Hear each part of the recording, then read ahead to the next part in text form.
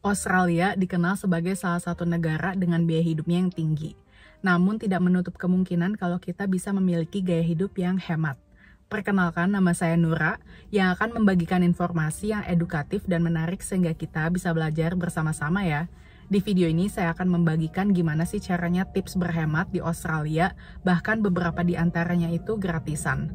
Nah, di sini saya akan membagikan banyak sekali tips ya, dan akan pack ya. Jadi kita akan, we're going to have a lot of fun ya. Jadi stay tune.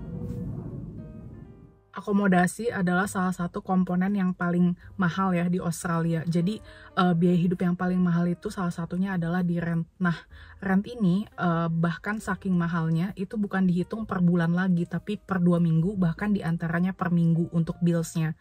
Jadi supaya nggak terlihat obvious terlalu besar gitu ya. Dan memang kebanyakan rata-rata untuk penghitungan kalkulasi apapun ya, kayak gaji gitu ya, per 2 minggu atau per minggu, bahkan beberapa diantaranya jarang yang bulanan, kecuali yang corporate kayak gitu. Untuk menghemat biaya akomodasi, salah satu caranya kalau menurut saya yang pertama itu dari menjadi nanny atau au pair yang live in ya.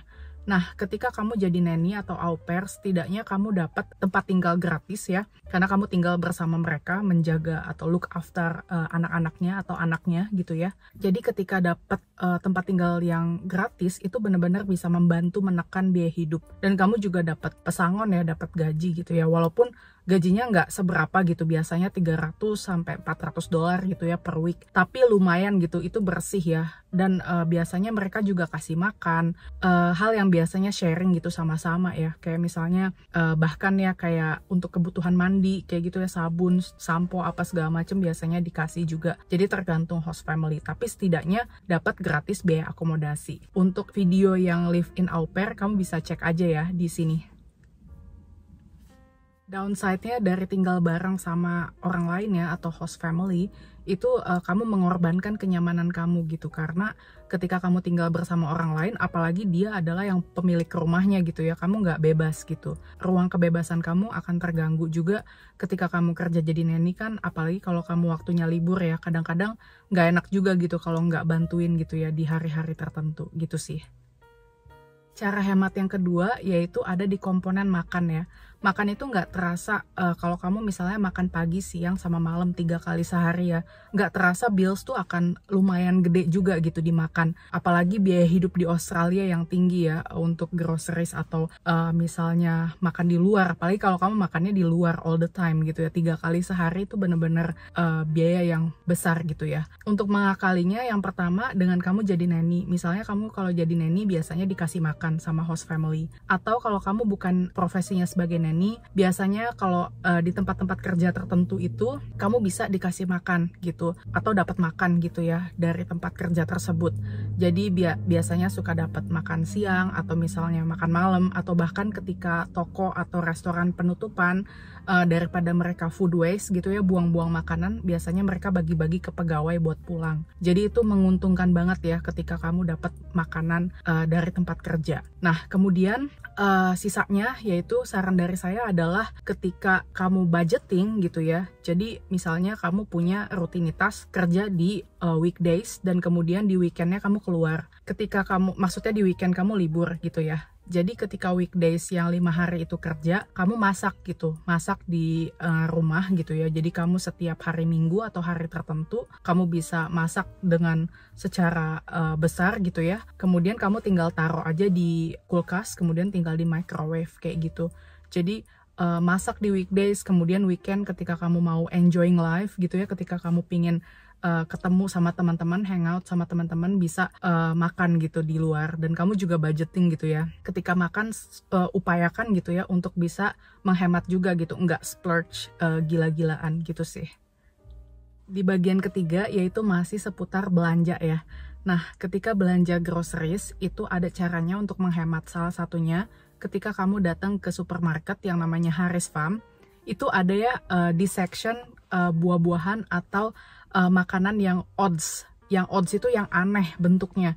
Jadi kadang-kadang ketika farmer memproduksi makanan ya, seperti buah atau sayur kayak gitu ya, bentuknya tuh nggak selalu perfect, nggak selalu bulat kayak jeruk tuh bentuknya, kadang-kadang ada benyok-benyoknya gitu ya, kayak ubi misalnya ada bentuknya shape-nya nggak bagus, atau misalkan eggplants atau apapun lah itu.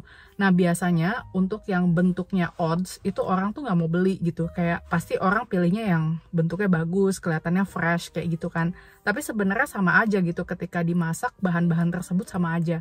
Nah biasanya yang bentuknya aneh itu harganya lebih miring gitu, bisa setengah harga, atau misalkan bener-bener hampir gratis ya beberapa diantaranya, misalnya cuma $1 per kilo. Itu kan kayak jauh banget gitu. Misalnya harga asli yang kalau yang bentuknya bagus gitu ya $5 per kilo, yang ini $1 per kilo, kayak lumayan banget gitu. Nah itu satu ya seputar groceries di Harris Farm. Kemudian yang kedua, setiap hari Minggu kalau saya nggak salah ya, kalau kamu tinggal di Sydney, itu kalau misalnya ke pasar tradisional itu ada namanya Paddy's Market. Nah, ketika kamu datang di hari tersebut, kamu bisa cek aja ya di internet hari apa adanya gitu ya pasar tersebut, ketika dia murah gitu ya. Kalau nggak salah sih Sunday ya. Jadi setiap Sunday itu banyak banget kayak tukang sayur, kayak tukang buah kayak gitu ya di section bagian makanan gitu ya. Itu mereka cuman jual sayuran atau buah-buahan yang hampir expired, yang hampir busuk.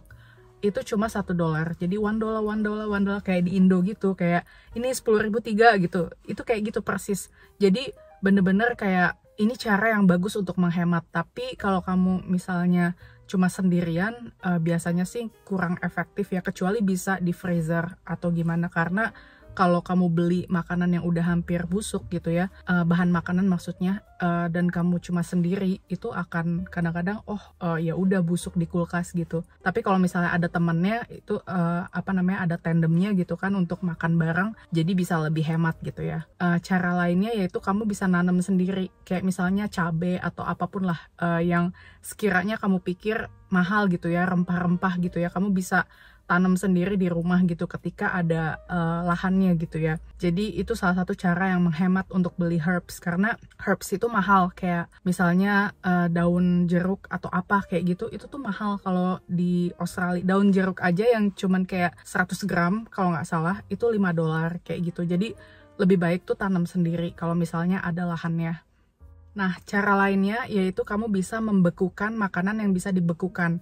Jadi misalnya gini, kamu punya spring onion. Spring onion itu kamu nggak bisa beli kayak cuma satu batang gitu. Biasanya akan beli dalam jumlah banyak gitu ya. Jumlah banyak itu biasanya kalau nggak salah satu bunch gitu $5 deh.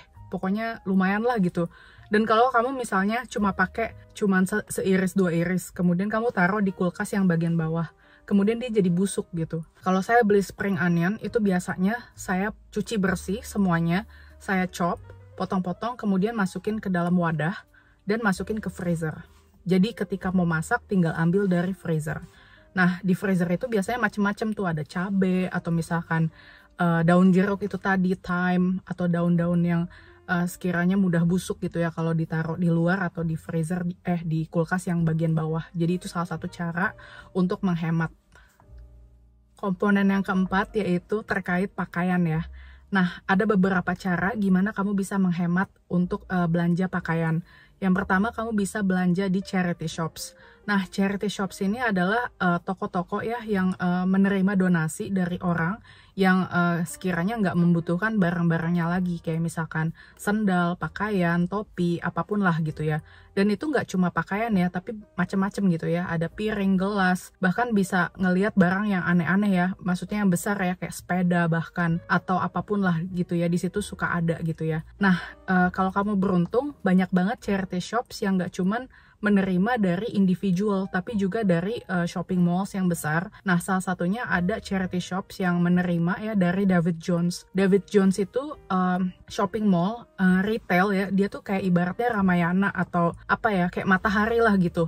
Dan di situ tuh ada banyak banget ya designer clothes atau misalkan baju-baju yang sekiranya udah kayak musimnya tuh udah off gitu ibaratnya. Kemudian karena musimnya udah off dan mereka cari tempat untuk daripada dibuang gitu ya, makanya mereka donate. Nah itu beruntung banget sih kalau misalkan ke charity shops kamu bahkan beli baju yang masih ada tag harganya gitu, misalkan harga aslinya di atas $100 terus kamu beli itu dengan $20, kan kayak lumayan banget gitu ya. Jadi banyak banget kayak nggak cuman pakaian ya, tapi juga jaket gitu ya yang mahal-mahal kalau misalnya kita beli aslinya yang langsung gitu ya. Jadi kalau kamu beruntung gitu ya, kamu bisa dapet barang yang masih ada tagnya tapi harganya udah miring gitu. Kemudian cara lainnya yaitu kamu bisa ke flea market ya. Jadi ada beberapa tempat yang menyediakan kayak pasar kaget gitu loh. Jadi setiap hari Sabtu kalau misalnya di Sydney itu ada namanya Glebe Market, kalau di Tasmania itu ada namanya Salamanca.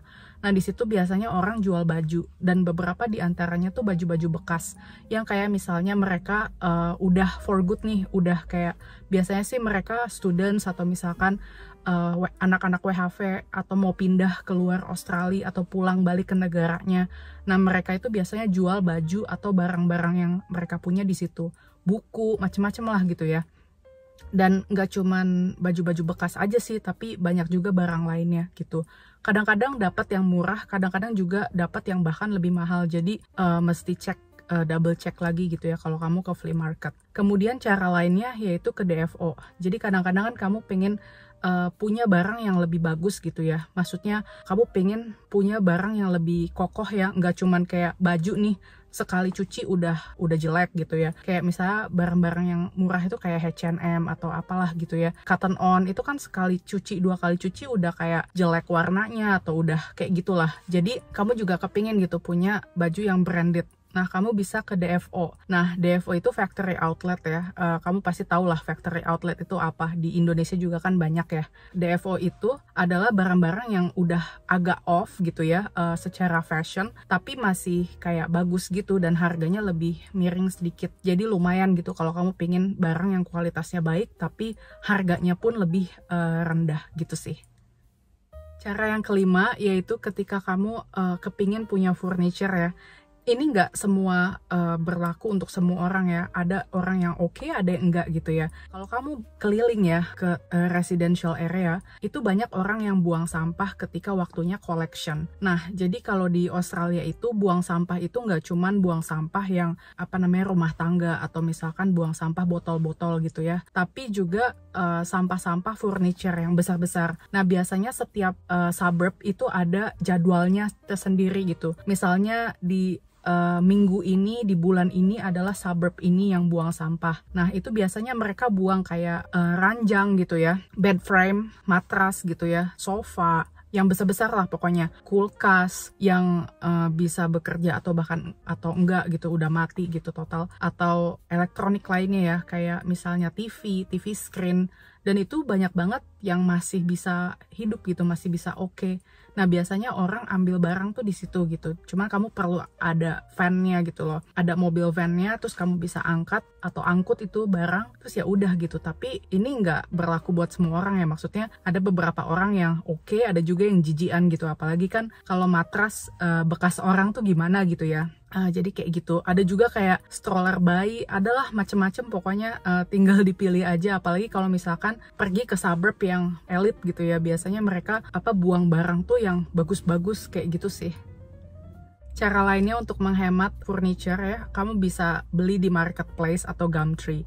Jadi kamu nggak harus kayak selalu beli yang baru gitu ya di IKEA atau di Target atau di Bunnings atau dimanapun itu ya. Jadi kamu bisa kayak misalnya sesuatu yang masih oke nih, meja. Kayak misalkan meja kan nggak apa-apa ya kalau misalkan second hand gitu ya. Terus kamu cari aja di marketplace di daerah terdekat kamu. Terus kamu bisa angkut gitu ya. Bahkan beberapa di antaranya oke untuk dinego. Jadi itu salah satu cara untuk bisa menghemat. Dan juga cara itu bisa bisa recycle juga gitu loh. Jadi bener-bener bagus juga lah gitu untuk lingkungan. Cara hemat lainnya yaitu terkait pulsa ya. Nah ini salah satu komponen yang kadang-kadang tuh kita nggak sadari, kita ambil paket yang besar yang kita nggak butuhin dan kemudian bayarnya tuh jadi mahal gitu. Nah Cara yang pertama adalah kamu be aware, kamu membutuhkan provider yang kayak apa sih. Kalau misalnya kamu nggak butuh-butuh banget jaringan yang kuat gitu ya, kayak misalnya Telstra itu kan bagus ya untuk jaringan. Kalau kamu tinggal ya di remote area mungkin kamu perlu itu gitu ya. Tapi kalau yang ya udahlah kamu tinggalnya juga di kota gitu ya, kamu bisa dapat jaringan, ya ambil yang mana aja gitu, yang lebih bisa general gitu, bisa Vodafone atau Optus dan lain sebagainya. Nah yang kedua, lihat paketnya gitu. Kalau kamu ada wifi di rumah, ya berarti kamu cuma butuh ketika lagi di luar kan. Nah, kamu nggak perlu yang bergiga-giga gitu internet. Jadi internet yang secukupnya aja. Kemudian lainnya adalah, kalau saya pribadi, saya pilih Muse Mobile. Ya, Muse Mobile itu lebih murah ya secara perks ketimbang saya pada saat dulu pakai provider yang lain gitu. Jadi bisa dicek aja Muse Mobile itu bisa hematnya tuh seberapa. Kayak gitu sih. Cara yang lainnya untuk berhemat yaitu dengan birthday freebies. Ini nggak berlaku buat semua orang ya, tapi kalau kamu mau coba explore untuk pengalaman pribadi, ini kayaknya oke juga sih. Nah, saya pernah coba ya ketika saya ulang tahun, ya saya cari apa aja nih list tempat-tempat makanan, restoran, atau kayak diskonan gitu ya, yang memberikan saya diskonan atau gratis. Nah itu ada banyak banget di Australia. Kalau dulu tuh saya pernah dapet handuk yang bagus banget ya dari Sheridan Outlet, itu gratis gitu ya pada saat itu, karena saya combine juga sih dengan voucher ulang tahun dan juga voucher membership. Nah terus dapat juga dari Boost Juice. Kalau kamu tahu itu jus yang kayak apa sih, smoothies, terus kayak protein shake kayak gitu, itu juga gratis. Donat ya, Krispy Kreme, itu bisa dapet sekitar, kalau nggak salah satu box gitu tuh 4 gitu ya, 4 donat itu gratis pada saat itu. Tapi terakhir saya cuma dapat 2 gitu ya, tapi masih lumayan lah. Terus kayak apalagi ya, Jamaican Blues apalah gitu, pokoknya lupa. Saya dapat cake dari situ.